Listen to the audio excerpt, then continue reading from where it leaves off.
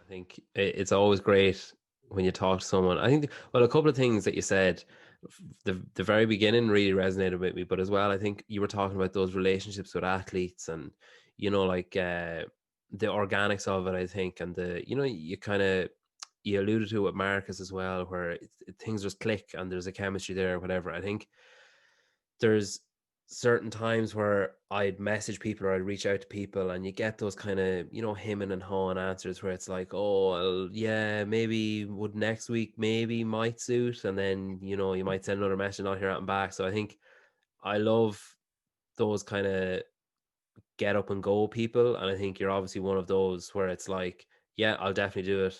Like, let me know when suits. I think that was a vague interpretation of what you replied to me when I messaged you. So I think the organics of your company is something that I really admire. As someone who's made like 20 t-shirts and sold them, I think, We've been there. I know what that feels like. It still yeah, feels yeah. good. Yeah, I think that's probably as far as I'll ever go, but still, it's cool. It must be weird. It's surely getting more normal for you though, but for me, I've been to my own gym that I train in, and I've seen people wearing my t-shirt, and it's still like, oh, that's really fucking weird. Like seeing your logo, it's like seeing your name plastered on someone's back or something. It's really odd. It's weird. It's humbling. It's Yeah, still exciting, especially if it's a non-fitness related event and I see somebody with nobles. Like there was somebody in a corn maze, a cornfield maze here last year, where we were as a family, all of us decked out in noble, and there was a pair. Probably in their 30s or so, and they were doing the same corn maze. And we came to this intersection, both trying to figure out which way to go.